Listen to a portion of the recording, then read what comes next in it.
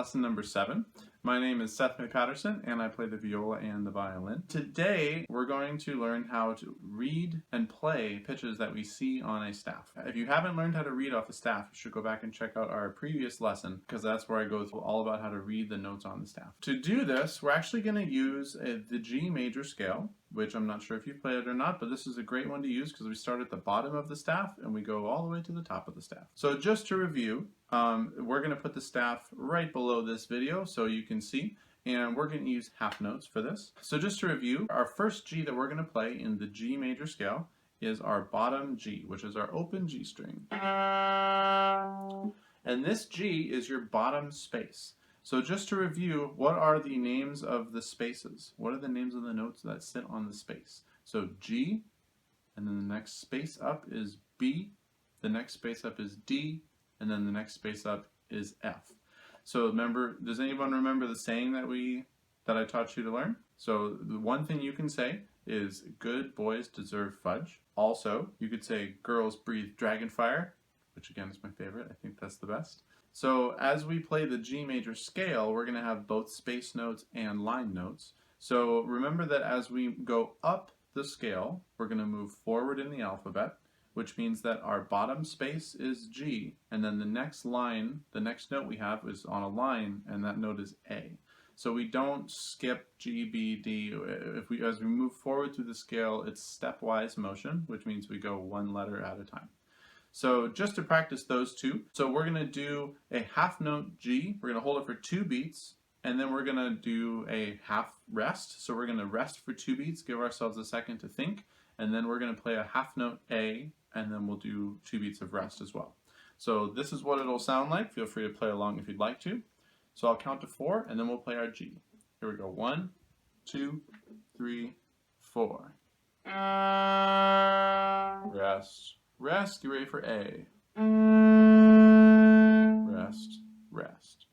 So we're going to go through the scale like this at about this tempo. If you're practicing at home, just be sure you practice at whatever tempo is comfortable to you. It doesn't have to be as fast as we do it in this video.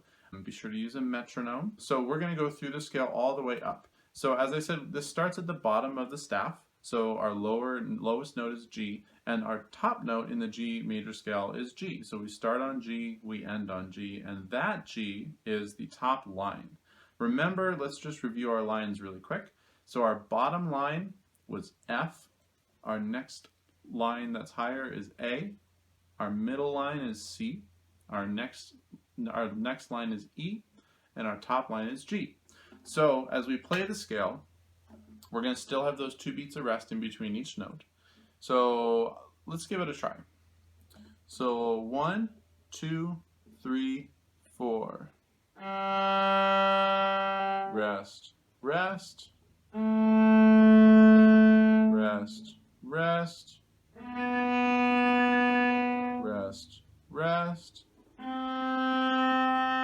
rest, rest, open D string. Rest, rest, rest, rest, rest, rest, rest, rest. Now hopefully you all made it to the top of the scale. So in a scale we go up and we go down. So remember, as we are reading our note names, as we go forward in the alphabet and we go up in pitch, it's the opposite as when we come down. So when we come down the scale, we're going to go backwards. So we're going to start at G, and then our next note will be F sharp, and then our next note will be E, and then so on. So let's start at our top G, 3 fingers on the D string. We're going to start at our top G, and then we're going to work our way down the scale back to open G. Here we go. 1, 2, 3, 4. Rest, rest, rest, rest, rest, rest, rest, rest. Now 3 fingers on the G string. Here we go. Rest, rest, rest, rest, rest, rest, rest, rest. So a couple of things, as you probably noticed just from looking at me, I am actually looking at my left hand. This is something that's really good to do as a beginner. So you can really be sure that you're placing your fingers down and then you have a nice hand shape. Notice that my hands are in this kind of shape where the fingers are hovering right above the strings. So you want to be sure to check out your left hand, be sure they're coming down right. If you have finger tapes, you want to be sure you aim right for the finger tapes. So that's going to wind up this video for today. Thank you very much for watching. Feel free to practice this. Remember, at any tempo you'd like to, do not go too fast. Slow practice is key to being able to play anything eventually faster.